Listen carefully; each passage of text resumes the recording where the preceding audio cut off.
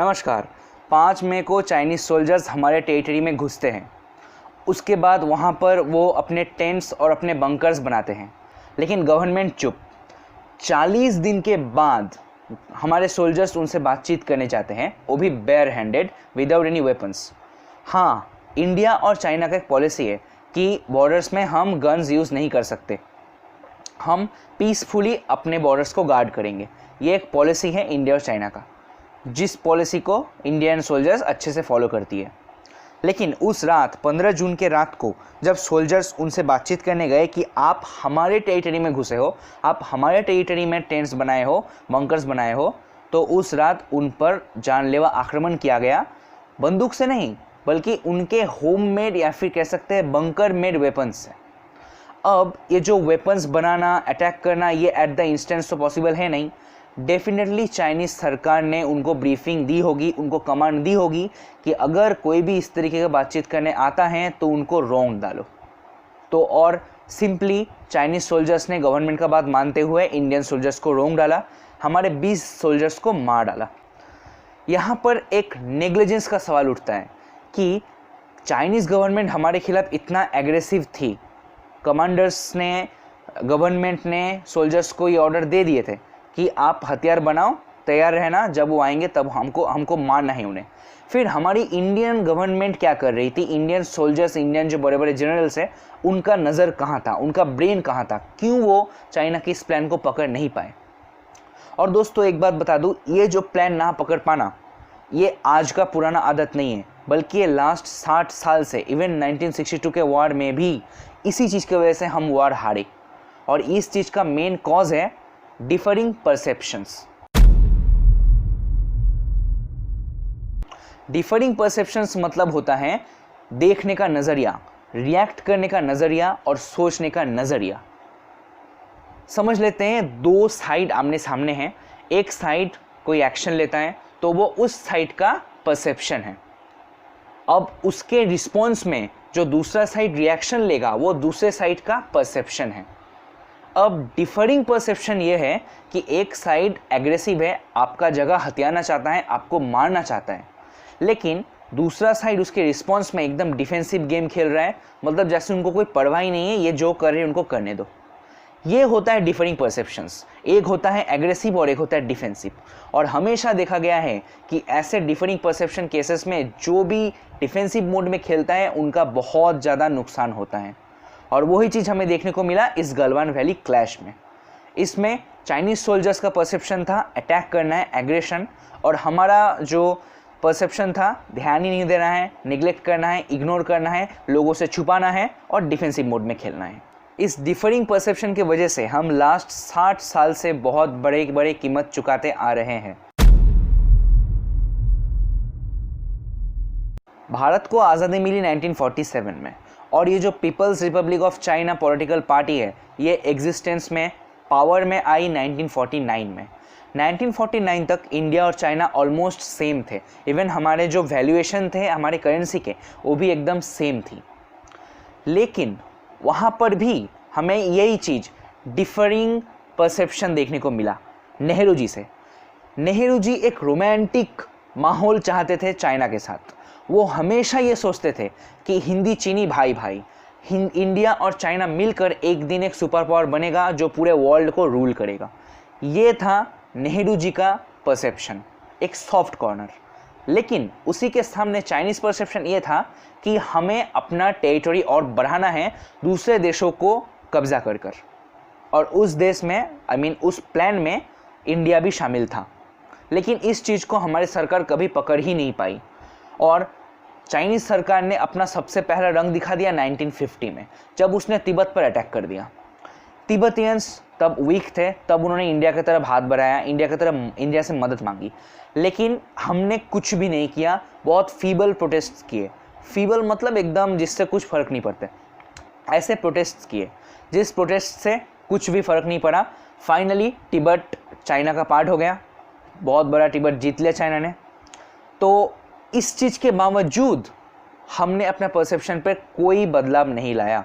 हमारा जो परसेप्शन था चाइना के खिलाफ वो वैसा ही था, हमारा मतलब नेहरू जी का। उसके बाद 1954 में इतना एग्रेशन देखते हुए नेहरू जी ने क्या किया, एक एग्रीमेंट साइन करवाया चाइनीज़ प्रेसिडेंट के साथ। वो था पंचशील एग्रीमेंट। पंचशील मतलब होता है 5 प्रिंसिपल्स ऑफ पीसफुल कोएग्जिस्टेंस। इसमें 5 प्रिंसिपल्स पर दस्तक लिए जाते हैं, 5 टॉपिक पर, कि हम इन 5 चीज़ को कभी उल्लंघन नहीं करेंगे। मतलब एक पीसफुल कोएग्जिस्टेंस का एक एग्रीमेंट, पंचशील एग्रीमेंट, जो कि 1954 में साइन हुआ। उसके बाद चाइना ने अक्साई चीन पर अटैक कर दिया। एग्रीमेंट साइन होने के बाद चाइना ने अक्साई चीन पर अटैक कर दिया। उन्होंने एग्रीमेंट को ब्रेक किया, उन्होंने एग्रीमेंट का बात नहीं माना। इससे ये साबित होता है कि एग्रीमेंट करवाने वाला इंडिया था। इसका मतलब इंडिया तभी भी सॉफ्ट कॉर्नर रखता था कि हम इंडी चीनी भाई भाई, लेकिन चाइनीज़ एग्रीमेंट साइन करने के बावजूद अपने एग्रेशन पे ही जुटे हुए थे। उन्होंने 1957 तक अक्साई चीन में अपना पूरा हाईवेज बना लिया। मतलब अक्साई चीन टोटली चाइना का हिस्सा हो चुका था।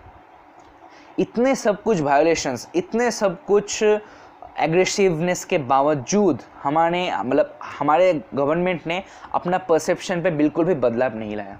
हम सॉफ्ट कॉर्नर के सॉफ्ट कॉर्नर ही रह गए अगेंस्ट चाइना, और इसी का फल हमें देखने को मिला 1962 के वॉर में। अगर पिछले 2 इंसिडेंट, 1950 में तिब्बत पे अटैक, 1954 के बाद अक्साई चीन पर अटैक, इन दोनों चीज़ से अगर सबक लेकर गवर्नमेंट अपना परसेप्शन चेंज कर दिया होता कि नहीं, चाइना हमारा एनिमी है, हमें उनके खिलाफ स्ट्रांगली खड़ा होना पड़ेगा, तो हो सकता है 1962 वॉर आज हम जीत चुके होते, क्योंकि हम इंडियंस में उनसे ज़्यादा दम उस वक्त भी था। लेकिन हमारे गवर्नमेंट के गलत पॉलिसीज़ के वजह से हमें 1962 का वॉर को हारना पड़ा।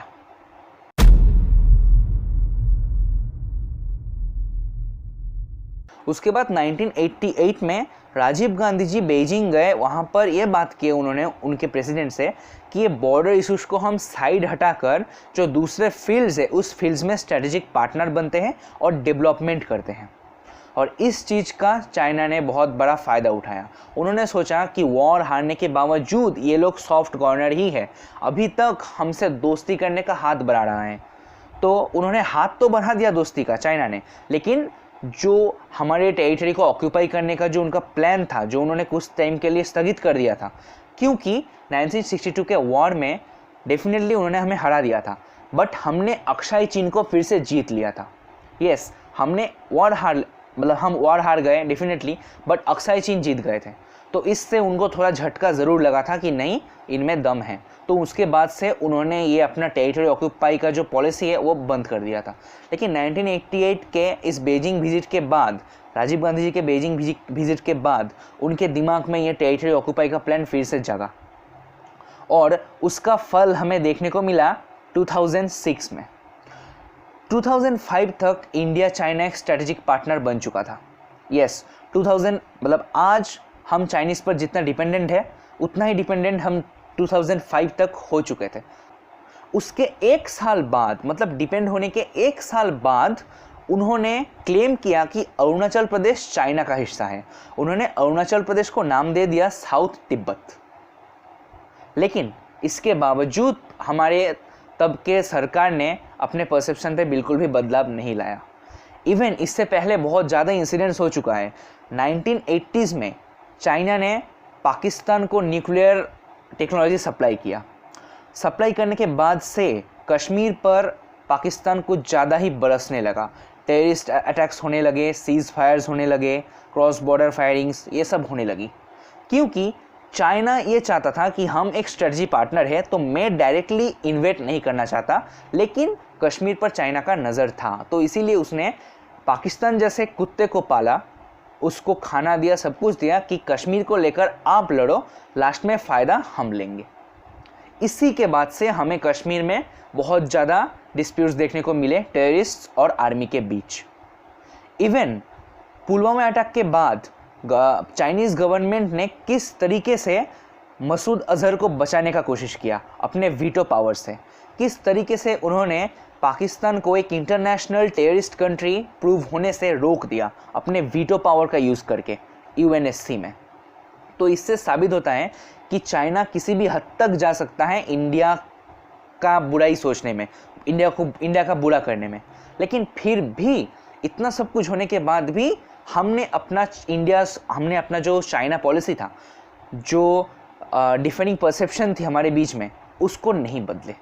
अगर हमने तब बदल दिया होता तो 5 मई को जब वो इंडियन टेरिटरी में एंट्री लिए तो आर्मी को और गवर्नमेंट को पता चल चुका था, तो तभी उनका एक्शन ले लेना चाहिए था। उनको फ्रंट लाइन में भेज देना चाहिए था बैटालियंस को, गन वन्स लेके, कि क्या तेरी हिम्मत कैसे हुई कि तू मेरे एरिया में आ गया। लेकिन गवर्नमेंट ने क्या किया? कुछ नहीं। उन्होंने बंकर बनाया, उन्होंने टेंट्स बनाया। गवर्नमेंट ने रोकने की बिल्कुल कोशिश नहीं की, बिल्कुल कमांड नहीं दिया गया आर्मी को कि आप जाकर उनको रोको, आप जाकर फेस करो। उसके 40 दिन बाद, वो वहाँ पर बंकर्स बनाने के 40 दिन बाद गवर्नमेंट को थोड़ा ध्यान आया, नहीं अब हमें आर्मी को भेजना पड़ेगा। तो उन्होंने आर्मी को भेजा, but bare handed, without any weapons, उसी परसेप्शन को फॉलो करते हुए।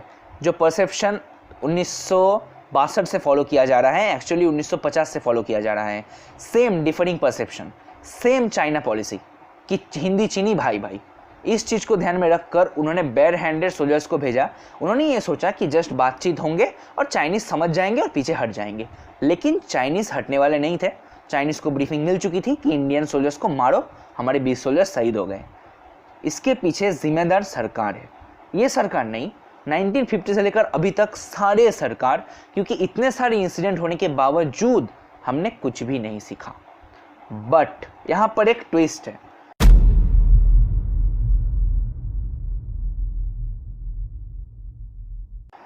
उस रात जब क्लैश हो रहा था तो हमारे सोल्जर्स को मारा जा रहा था, क्योंकि हम कम नंबर में थे, प्लस वेपनलेस थे और उनके पास वेपन था। उस रात को रीइंफोर्समेंट बुलाया गया, तो रीइंफोर्समेंट में सोल्जर्स ने जाके बहुत सारे चाइनीज सोल्जर्स को भी मारा। और ये एक स्ट्रॉन्ग मैसेज था चाइना को कि अब हम वो कंट्री नहीं है, वो इंडिया नहीं है 1962 वाले, जो वार के टाइम बस देखते रहेंगे, आप हमें मारो, आप हमारा जगह ऑक्यूपाई करो, हम देखते रहेंगे। हम वो इंडिया बिल्कुल नहीं है। और गुड लक है हमारा कि उसके बाद से फाइनली हमारे इंडियन गवर्नमेंट ने अपना परसेप्शन पे बदलाव दिखाया। उसके बाद इंडिया ने जो चाइना पॉलिसी था कि बॉर्डर पर कोई भी विद गन्स पहरा नहीं देगा, उस चीज़ को ख़त्म करते हुए अभी अगर देखो तो जो भी सोल्जर्स आपको चाइनीज़ बॉर्डर में दिखेंगे हमारे इंडिया के, वो सारे के सारे विद गन्स होंगे। तो कहीं ना कहीं फर्स्ट टाइम हमने अपना परसेप्शन पे बदलाव लाया। और उसी के साथ चाइनीज़ 59 ऐप्स को बैन करके गवर्नमेंट ने उनका ज़्यादा कुछ नहीं बिगाड़ा, बिल्कुल ज़्यादा कुछ नहीं बिगाड़ा, बट एक स्ट्रॉन्ग मैसेज पहुंचा दिया कि हम चाहे तो बहुत कुछ कर सकते हैं, हम वो 1962 वाले इंडिया नहीं है जिस पर आप कब्जा करके बच जाओगे। हम अभी अपग्रेड हो चुके हैं, आप अगर एक कदम बढ़ाओगे तो हम भी एक कदम बढ़ाना सीख गए हैं। यही सबक सिखाया, यही मैसेज दिया चाइना को। और इसी से बातचीत अजित डोभाल और उनके फॉरेन मिनिस्ट्री, इनके बातचीत होने के बाद चाइना पीछे हटा। इस वजह से नहीं कि वो शांति दूत बन गया, इस वजह से कि उसने समझ गया कि नहीं, ये वो इंडिया नहीं है, ये अटैक कर देगा। वेरी सिंपल, यही है पूरा लॉजिक। मैंने आपको पूरा डिटेल में बता दिया कि क्या है डिफरिंग परसेप्शन, और इस डिफरिंग परसेप्शन की वजह से हमें कितना लॉस फेस करना पड़ा है 1962 के वॉर के बाद। और फाइनली गवर्नमेंट ने ये समझा, अच्छा हुआ। ओके गाइस, मेरा वीडियो यहीं तक था। अगर मेरा वीडियो आपको पसंद आया तो प्लीज़ वीडियो को लाइक करके चैनल को सब्सक्राइब ज़रूर करना। और अगर मेरा काम आपको पसंद आ रहा है तो बने रहना चैनल पे, और कमेंट ज़रूर करना कि जो मैंने बोला उससे आप सहमत है या नहीं है। ओके, मिलते हैं अगले वीडियो में। जय हिंद।